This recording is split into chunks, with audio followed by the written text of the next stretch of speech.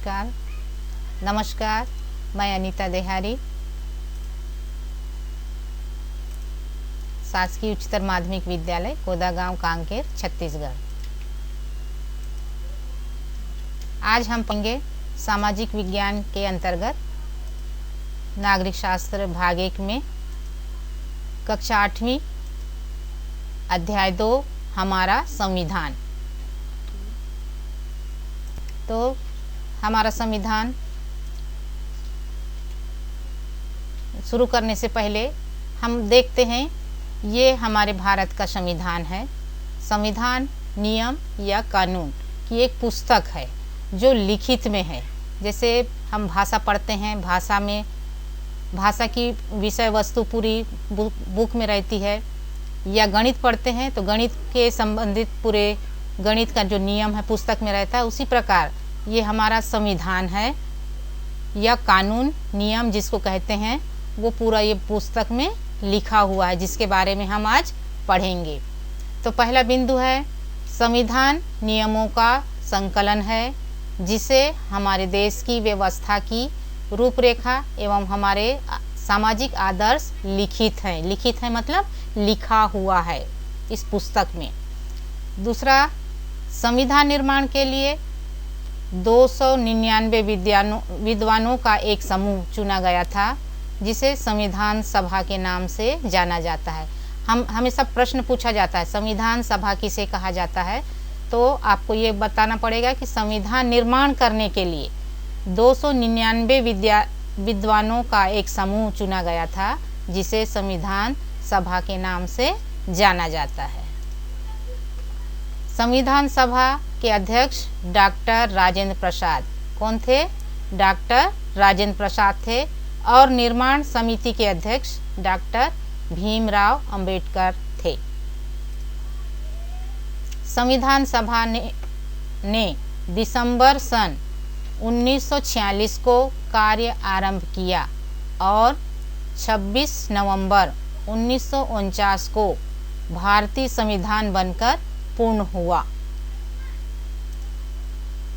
हमारा संविधान को बनने में कुल 2 वर्ष 11 माह और 18 दिन का समय लगा। मतलब इस पुस्तक के नियमों को लिखने के लिए।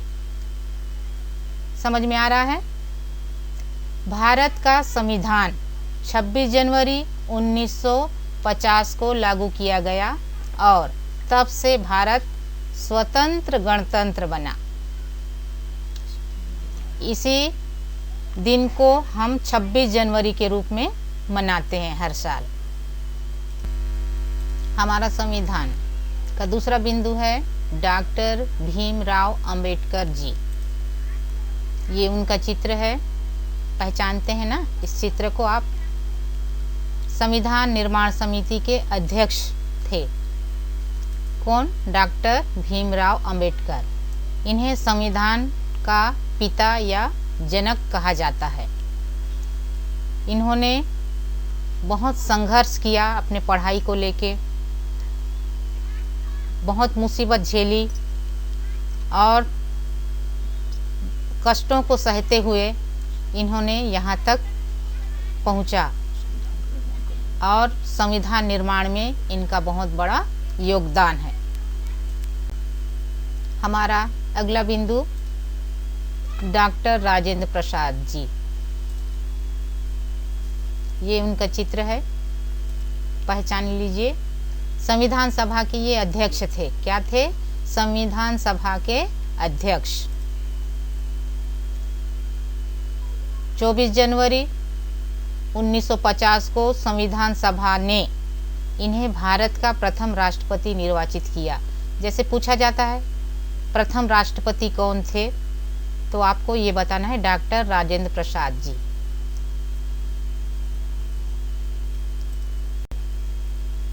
अगला बिंदु भारत का संविधान उद्देशिका। इसको प्रस्तावना भी कहा जाता है, या उद्देश्य, किस उद्देश्यों को लेकर इन चीज़ों को लिखा गया है। मैं आपको पढ़ के सुना रही हूँ। हम भारत के लोग भारत को एक संपूर्ण प्रभुत्व संपन्न समाजवादी पंथ निरपेक्ष लोकतंत्रात्मक गणराज्य बनाने के लिए तथा उसके समस्त नागरिकों को सामाजिक, आर्थिक और राजनीतिक न्याय, विचार, अभिव्यक्ति, विश्वास, धर्म और उपासना की स्वतंत्रता, प्रतिष्ठा और अवसर की समता प्राप्त कराने के लिए तथा उन सब में व्यक्ति की गरिमा और राष्ट्र की एकता और अखंडता सुनिश्चित करने वाली बंधुता बढ़ाने के लिए दृढ़ संकल्प होकर अपनी इस संविधान सभा में आज तारीख 26 नवंबर 1949 ईस्वी मिति मार्क्सिस्ट शुक्ल सप्तमी संवत 2006 विक्रमी को एतद द्वारा इस संविधान को अंगीकृत, अधिनियमित और आत्मार्पित करते हैं। इसका मतलब है कि हम इस संविधान को मानने के लिए पूर्णतः सहमत हैं। भारत का संविधान उद्देशिका, इसमें संविधान के अंगीकरण की तिथि 26 नवंबर 1949 दिया गया है। इसी कारण 26 नवंबर को भारत में विधि दिवस या कानून दिवस के रूप में मनाया जाता है। यहाँ पे एक समता वाला शब्द आया है। समता का मतलब है भारत के सभी नागरिकों को समान अधिकार हर क्षेत्र में, जैसे राजनीतिक हो, आर्थिक हो, अभिव्यक्ति, विश्वास, धर्म से है, उपासना से है, सभी चीज़ों में सभी नागरिकों को समानता दी जाएगी, ऐसा इसका मतलब होता है। बंधुता, गरिमा मतलब व्यक्ति की गरिमा और राष्ट्र की एकता होना बहुत ज़रूरी है। जब पूरे राष्ट्र एक हो जाते हैं, उनमें एकता आती है, तो किसी भी बाहरी जो देश हैं वो हमारे ऊपर आक्रमण नहीं कर सकते हैं। हम एक रह के सभी कामों को अच्छे से कर सकते हैं। हम किसी भी प्रकार से अखंड नहीं हो सकते। अखंडता मतलब यहाँ बहुत सारे जाति धर्म के लोग रहते हैं जो मिलजुल के रहें, उनमें कभी खंडित ना हो, ये है एकता। और बंधुत्व की भावना मतलब भाईचारे की भावना हो, तभी हमारा देश विकास करेगा, आगे बढ़ेगा, ऐसा इसमें लिखा हुआ है। अगला बिंदु है स्वतंत्रता के लिए आंदोलन। आंदोलन मतलब यहाँ पे चित्र देखिए आप, यहाँ बहुत सारी भीड़ आपको दिखाई दे रही है। बहुत सारे लोग यहाँ पे जमा हुए हैं और हर जाति, हर धर्म के लोग, हर वर्ग के लोग यहाँ पे शामिल हुए हैं और मतलब पूर्ण स्वतंत्र गणराज्य बनाने के लिए इन लोग तत्पर हैं। और इन लोग अंग्रेज़ों का विरोध किए, हर तरफ से, हर क्षेत्र में इन्होंने अंग्रेज़ों का विरोध किया। इस तरह से ये आंदोलन किए। स्वतंत्रता आंदोलन में भारत के अलग अलग परिवेशों के लोग शामिल थे। इस चित्र के माध्यम से मैं बताना चाह रही हूँ। वे एक साथ जेल गए और अलग अलग तरीक़ों से अंग्रेज़ों का विरोध किया। जलियांवाला बाग हत्याकांड आंदोलन के माध्यम से देश में राष्ट्रीय एकता की भावना को बल मिली। जलियांवाला हत्याकांड हुआ, उसमें लोग, भारत के सभी लोगों को कष्ट पहुंचा, सभी लोग दुखी हुए, आक्रोश में आए और सब एक भारत में एकता को बल मिला। अगला बिंदु है संविधान सभा का गठन। संविधान निर्माण करने के लिए 299 विद्वानों का एक समूह चुना गया था, जिसे संविधान सभा के नाम से जाना जाता है। हमेशा ये प्रश्न आता है, संविधान सभा किसे कहते हैं? तो संविधान गठन के लिए जो चुने गए थे, है ना, उन सभा को संविधान सभा के नाम से जाना जाता है। संविधान भारत में 26 जनवरी 1950 को लागू किया गया। और ये प्रश्न हमेशा आता है 26 जनवरी 1950, इसको आप याद रखेंगे। कैसे याद रखेंगे? भारत का संविधान इस दिन लागू किया गया था। अगला बिंदु है संविधान की आवश्यकता। मतलब क्यों हुई संविधान की आवश्यकता, अगर संविधान नहीं होता तो क्या होता, ये प्रश्न बनता है। तो क्या हुआ, जैसे राष्ट्र स्वतंत्र हुआ उसके बाद संविधान सभा ने शासन का स्वरूप, जैसे प्रधानमंत्री एवं राष्ट्रपति का चुनाव किस प्रकार होना चाहिए, उन्हें कौन कौन से कार्य करने होंगे, विधानसभा एवं संसद क्या कार्य करेंगे, मंत्रियों का क्या काम होगा आदि निर्धारित किया गया।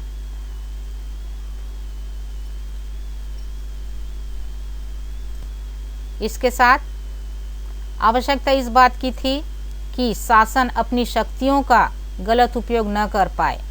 इसके लिए संविधान की यह व्यवस्था की गई कि शासन भी संविधान में लिखी बातों के अनुसार ही कार्य करेगा।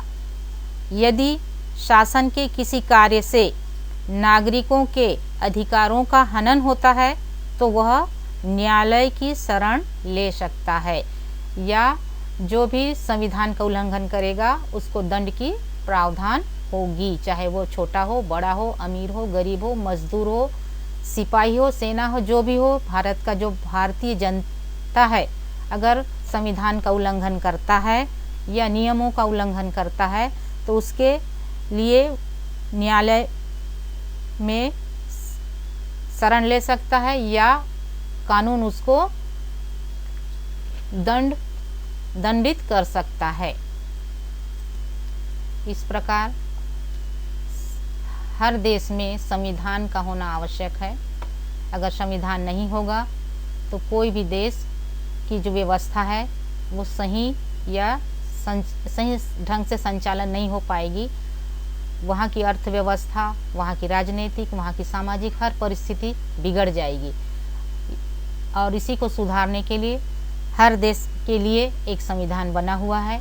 जैसे हमारे भारत देश का संविधान सिर्फ हमारे भारत देश के लिए है, वो दूसरे देशों में इनके नियमों का पालन नहीं होगा, या दूसरे देश का संविधान हमारे देश में लागू नहीं होगा।